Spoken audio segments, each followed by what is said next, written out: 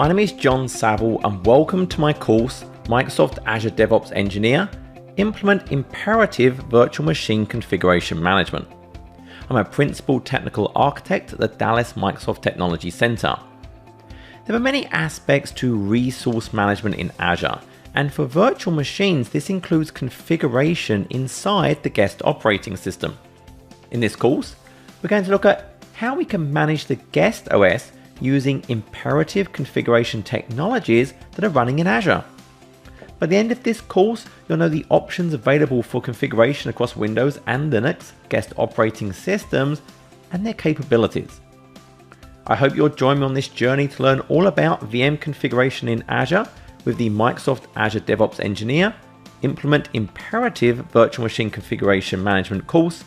Welcome to the Microsoft Azure DevOps Engineer, Implement Imperative Virtual Machine Configuration Management, and this first module, Configure Virtual Machines using Configuration Management. My name is John Saville. I'm a Principal Technical Architect at the Dallas Microsoft Technology Center. You can follow me on Twitter at NTFAQGuy and my blog at saviltech.com, where I try and keep people up to date with the stuff I'm working on.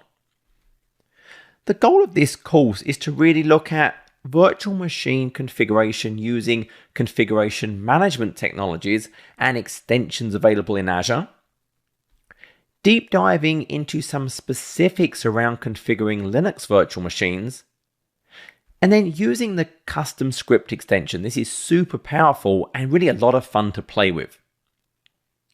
Specifically in this module, we're going to look at the types of configuration management we can leverage, looking at centralized versus decentralized solutions, leveraging the Azure Virtual Machine Agent, integrating with Azure automation accounts, and then a really cool technology using the Azure VM Image Builder. Now, why is this important? Compliance of the Azure infrastructure often gets a lot of attention. We think about Azure policies and blueprints and cost management and tagging. And it's definitely important, but it's really one part of the overall compliance and governance story when we think about virtual machines and other virtual machine related services like virtual machine scale sets. Configuration within the VM is critical to the complete management and governance solution. Yes, I want great technologies to create the infrastructure and create the VMs and the disks and the NICs and all of the policies around the Azure Resource Manager. But if I think about an operating system, there are so many other configurations required for the complete governance solution. The operating systems, the middleware, the runtimes, the apps. So I have to have a strong overall configuration management story to make sure my end-to-end solution from the OS through the apps, through middlewares, through the Azure infrastructure itself meets my requirements. In this lesson, I want to explore the types of configuration management there are.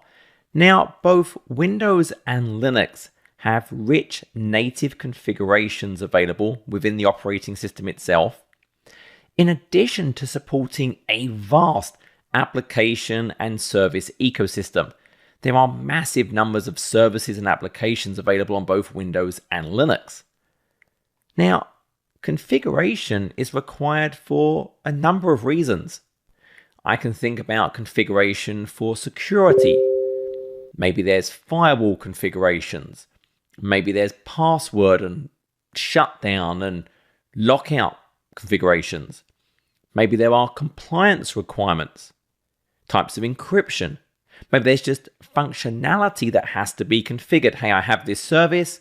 Well, I have to perform configuration for it to behave the way I need it to perform. Now, when I think about this configuration, it might divide into a number of different buckets. Some of it is mandated. I need this configuration in place, and I need it to stay in place. That's typically where I have configuration that's enforcing some policy related to security or compliance. Hey, we must not let you use this feature. We must have this encrypted. We must have this level of password. We mustn't expose these ports. we must protect data using this type of algorithm. So you have certain things that are mandated. There are other things that are an initial state. Maybe we want to lay down some best practice configuration, maybe just a getting started configuration, but then the business users of that system can change it. So there's different types of configuration we want to achieve. And to do this, there are various options. Policy. This is typically for enforcement. I need to have these configurations and I do not want it being changed. I don't want it to be able to be changed. Now, policy typically interacts with some special part of the operating system so that when I make these changes, they actually cannot be modified by a user. Windows, Linux all have these types of policy configurations.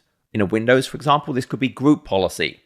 I use group policy to define a configuration that then gets applied based on a certain scope, maybe a domain, maybe an organizational unit.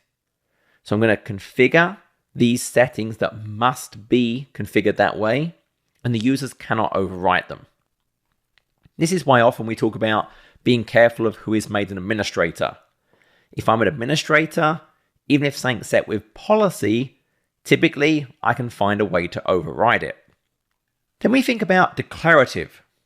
Now this could be used both for required configurations and initial.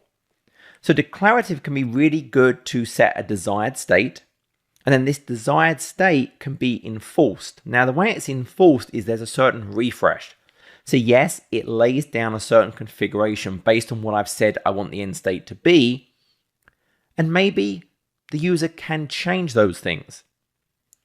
But with a declarative configuration, because I'm stating the end desired state, I can keep reapplying that. I can detect drift. It's idempotent. It's not going to cause any harm if I keep reapplying it. So with a declarative technology, if I put it in a kind of refresh mode, then if the user does change from the configuration that I've laid down with that declarative technology, at the next refresh interval, it's going to reapply it. So yes, technically it could drift for maybe 15 minutes, but then it's going to be brought back. I could also use it as an initial configuration. Hey, I'll lay this down, but I'm not going to refresh. I'll let them override it as the user of that environment. I can use imperative. I'm thinking about a script. Hey, I run some script. It does a bunch of stuff because I'm telling it what to do. I'm not telling it the desired end state. I'm telling it the exact operations to perform. That's why it's imperative. And so with imperative, yes, I can set a configuration, but it's fairly hard to enforce. Yes, I could keep rerunning the script, but sometimes that doesn't work very well. So scripts may be more useful to apply configuration. And yes, maybe I reapply it at reboot. Maybe I reapply it via a scheduled task.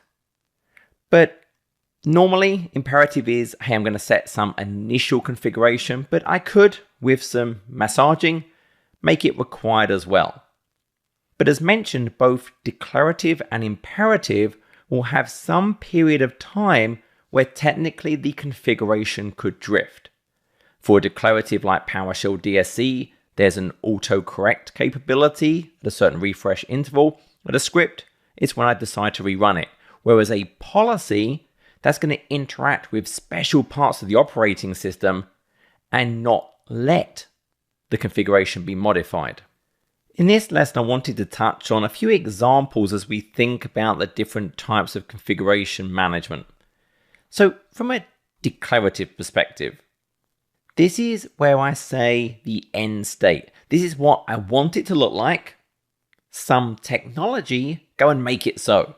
We always think of Star Trek and Picard saying, number one, make it so.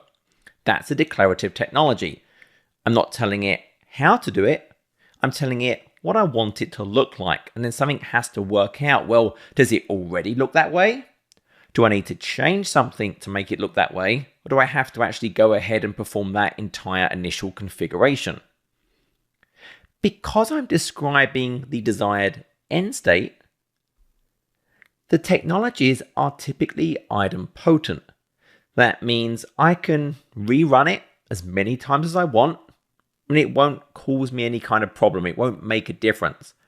If I say this is my desired end state, and it's already in that end state, fantastic. It doesn't have to do anything. And the way we can think about a declarative technology enforcing a certain configuration is that yes, it initially applies the configuration, but then it can basically reapply at a certain interval. There'll be some kind of refresh interval that the engine runs at, and it can then check, well, is it still matching this state? It can look at drift.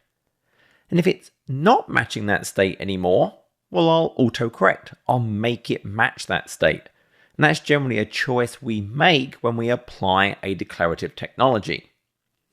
Now, some good examples of this are PowerShell desired state configuration, an ARM template. Now, this isn't obviously inside the virtual machine, but as an example of a declarative technology, when I create an ARM template, I'm saying this is what I want this resource group to look like. These are the storage accounts and the virtual machines and the NICs. I'm describing the desired end state, not how to do it. Terraform. Terraform is cross-platform. That supports things like Azure and other cloud platforms and on-premises and applications, a whole set of technologies. But once again, it's declarative. I'm defining the desired end state. Then we have imperative. Imperative is where I'm saying, do these actions.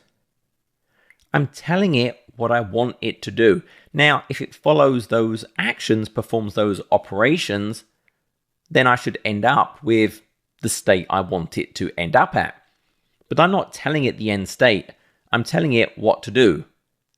I could think about a declarative technology would say, hey car, take me to this building. An imperative equivalent would be go forwards half a mile, turn left, then go forwards a mile, turn right, go forwards 3/4 of a mile, etc., etc. I'll end up at the same place, but what I had to do was very, very different. And also taking that car analogy, it helps understand how I can rerun it. When I tell the car I want to be at this building, well, if the car's already at the building, it doesn't have to do anything. If it's imperative and I'm telling it a set of directions, if I was already at the building and I said perform these sets of instructions, I may end up in the middle of a lake, and that would be a pretty bad day. Imperative, I have to explicitly write how to handle different scenarios. I would have to write how to handle if it's rerun, if this object already exists. Well, I can't just create it again. Maybe I have to go and look at these attributes. Can I use a different command to modify it? Do I have to delete and recreate it?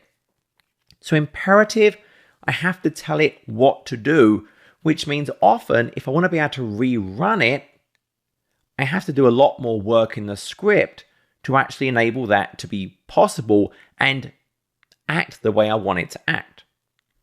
Examples, PowerShell script. So not PowerShell DSC, just a regular script. Do these things. Go left, go right, go forwards. Ansible. This is a third-party solution. And basically I tend to say what I want to happen rather than the desired end state. If I had a configuration to create 5 of something, if I now wanted 10 of something, I couldn't just change it to 10. I would have to say, well, I want to add another 5. That's why it's imperative rather than a declarative technology. I can also think about centralized versus decentralized. In a centralized configuration management solution, there is some central point for the management, i.e. the person, the administrator interacting with a system. There's a central point for communication for the clients, and a central point where I can go and get the status. Typically, this is going to leverage some kind of server component and then some agent client on systems. However, it doesn't have to have an agent or a client. If I look at modern operating systems today, let's take Windows. Well, it has WinRM. I can remotely connect to those systems. I can perform actions, I can check information without any explicit agent installed. Then there's decentralized. Actions are executed on systems in an ad hoc fashion. Well, I'll connect to this machine and I'll run this script. And it's very hard to understand the overall status. It's very hard to perform large-scale actions. Now, with things like PowerShell, yes, I have great remote management capabilities. Yes, I have great parallel capabilities. So technically, I could operate on a large number of machines, but it's still more work. And it's still lacking a lot of that overall manageability and status gathering that really I want from any kind of scale configuration management solution. And to be clear, there are use cases for both declarative and imperative. Declarative, hey, here's my configuration I want. Imperative, hey, I need to perform this action. So don't think there's right and wrong, but there are technologies that are better suited depending on what I'm trying to achieve. In this lesson, I want to explore the Azure Virtual Machine Agent. Now, Azure supports a broad range of Windows and Linux operating systems. In the next module, when we look at Linux, I'll actually go through and show all the different Linux distributions that are available. For Windows, we see all of the supported versions of Windows Server, in addition to things like Windows 10 if I want to have a virtual desktop infrastructure. Now, those operating systems are often enlightened. That means it understands a hypervisor. But Azure is so much more than just a hypervisor. Because we don't have direct access to the hypervisor itself, the underlying hardware, there are sometimes types of actions we want to perform that we need a little bit of help from the fabric going into the operating system. But also, we just expect more than just hosting an OS. We want some extra value delivered to us by Azure. And so the Azure Virtual Machine Agent enables this rich set of core and optional capability. And some of this optional capability is extended through the use of extensions. And this agent is part of both Windows and Linux operating systems. Now, it is automatically part of the marketplace images, and I can even add it into custom images. So if I was going to create my own image, maybe on premises on Hyper-V, and I was going to put it into Azure, I can download and install the agent to prepare it to actually run in Azure. Once the agent is inside a virtual machine, it's automatically upgraded. There's nothing I need to do to manually go and check the version and pull down a new one. To start with, if I need the Windows VM Agent installer, I can go to the Microsoft documentation and it has a link to download the VM Agent installer. This will automatically trigger the download. You can see here it's going to download over here. For Linux, there is a GitHub repo. So here I can see it's the Azure WA Linux agent. And from here, I can see all the information about it. And there's all the different agents available for all the different distributions of Azure that are supported. And it goes through the details of how to download, how to install. If you are manually installing the agent, you have to tell Azure that the agent is now available, that it's installed. It's a flag as part of the properties of the operating system. For example, if I go and look at all of my virtual machines that I have configured in my environment, I can go ahead and look. So I'm looking at the OS profile of the virtual machine. For Windows, I'm going to look at the Windows configuration and then select the Provision VM agent and then write out if it's configured or not, i.e. the agent is installed. So if we run through this, then I can see, yes, it's true for my DC01 and my DS01 and my Win 10. Obviously not for my Linux. So the fabric is aware that the agent is present. This means if you go and add the agent to a virtual machine, after I add the agent, I have to tell the Azure Fabric, hey, the agent is installed. And I'm going to do that by actually setting that provision VM agent property to true. Now, when I have the agent running, they are different for Windows and Linux. So I'm on a Windows box right here. On a Windows box, the VM agent is really divided into two parts. There's one part that's responsible for the provisioning. That's when I'm actually creating the virtual machine. It helps communicate to the Fabric to actually get it running on Azure. Then there is a guest agent component. Now this is technically optional, but it is highly recommended. If I look at my file system, I'll see I've got my Windows Azure folder. It's kind of dating Azure a little bit there before it was renamed to Microsoft Azure. And I can see information about the various agents. I'll see logs about what's going on. This can be a good place to go to troubleshoot. If I was to look at Task Manager, and I'll jump and look at my details, sort by name. If we scroll down, I'll see my Windows Azure Guest Agent. So that's that main agent running. And what I get from that is a lot. If I was to look at one of my virtual machines, if I scroll down, firstly, there's some support and troubleshooting. I can reset passwords.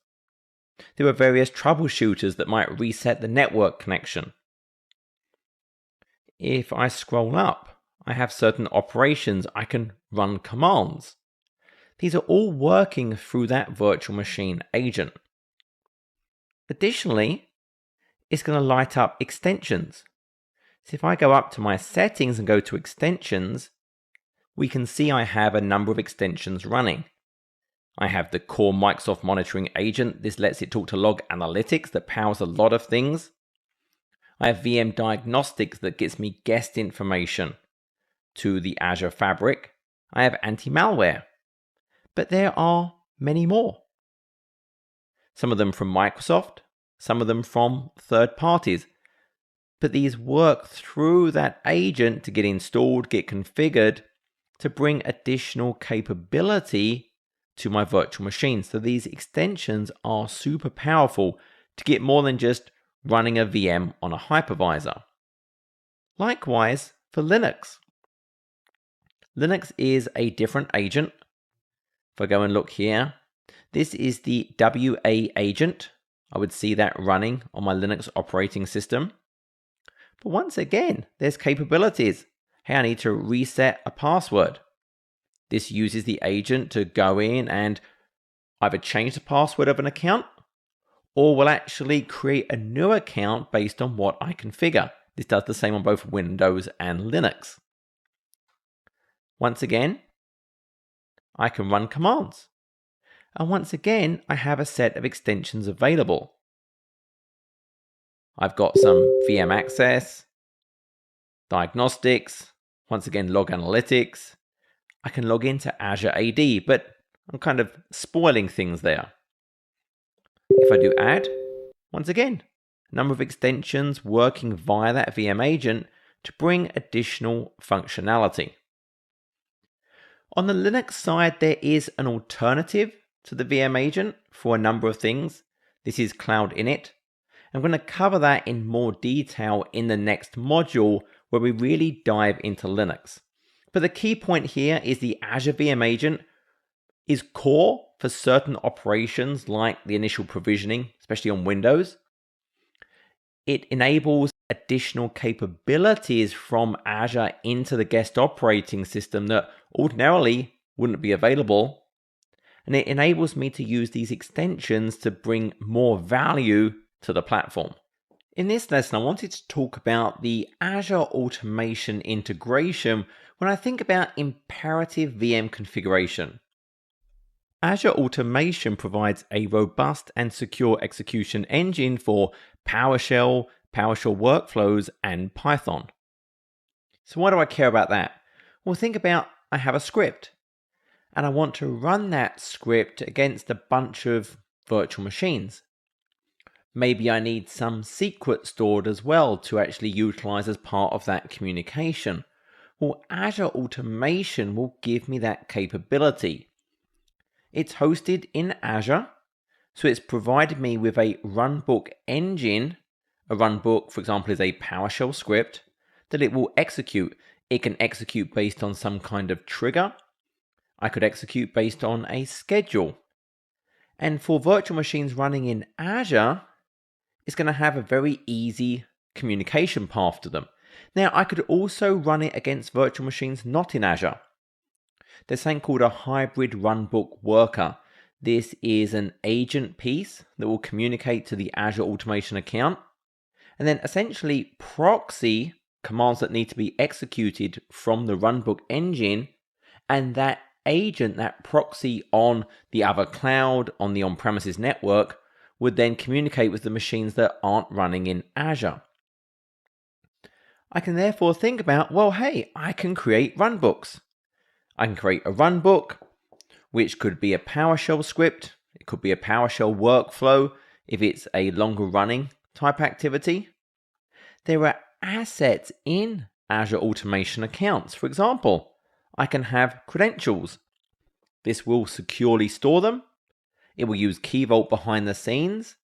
I can then get them in my scripts, so there's no secrets in my script. I get great logging to see what was executed. It will integrate with the scheduler to run them. So I have some imperative script, well then it's a great way to actually execute them. I can bring in all my PowerShell modules. I can run Python as well. But I can do something else as well. Now this course is focused on imperative. However, Azure Automation also acts as a pull server for PowerShell DSC, that desired state configuration. This means it can also provide me a declarative configuration and central management solution. So not only does it support DSC, DSC has the concept of both push and pull, but a pull server is where I can store configurations and then configure my clients to go and talk to it periodically and say, hey, is there a new configuration for me, please? And if there is, it will pull it down and leverage it. So if I jump over to my automation account, we'll actually see if I scroll back up, I have state configuration. So what I can do here is I would add nodes, some machines I actually want to configure. If I had them and I've applied configurations to them, I'd be able to see my compliance state, so it would detect drift, for example. I then have my configuration, so I have imported in a web configuration, and you then compile that configuration, and then it's the compiled configuration I can then apply to machines to then make them match that configuration, or at least show me if it's compliant or not. Remember, configuration might be my goal, but not only performing the configuration, but proving the configuration is in place. If I'm audited, it's no good saying, hey, look, here's this great configuration file that I applied. The auditors say, well, especially if I'm British, they're like, well, we don't trust you. Prove to me that that is applied and it's still in force. So that's where this ability to see my compliance status, to saying, hey, yep, I've completed, I'm compliant, I've not drifted, that's super important. But it is declarative, it's not imperative, which is why I'm not going into a lot of detail about it. Essentially what I do is I can say for the different nodes, hey, for the Windows feature IIS, it's my name here, I want to ensure it is present for the name web server. So that feature. I also have not a web server, where I'm focused on the Windows feature IIS. That's again my name. I want to make sure the status is absent for web server. So I'm not telling it to install or uninstall. I'm saying, hey, I want it to look this way. I want web server present, or I want web server absent. It's declarative. This is my desired end state. Go and make it so. I'm not telling it, look for this feature. If it's there, then uninstall. If not there, install. That would be an imperative solution. Azure Automation does provide a repository for the scripts. When it executes, I can go back and check, well, what version of the script run, and I can see that source. However, today with repositories like Azure Repos and GitHub and just Git in general, that tends to be a better solution to actually have that version control system for my scripts. But it's certainly there as a capability in Azure Automation. In this lesson, I want to talk about Azure VM Image Builder. Now, we often think of layers.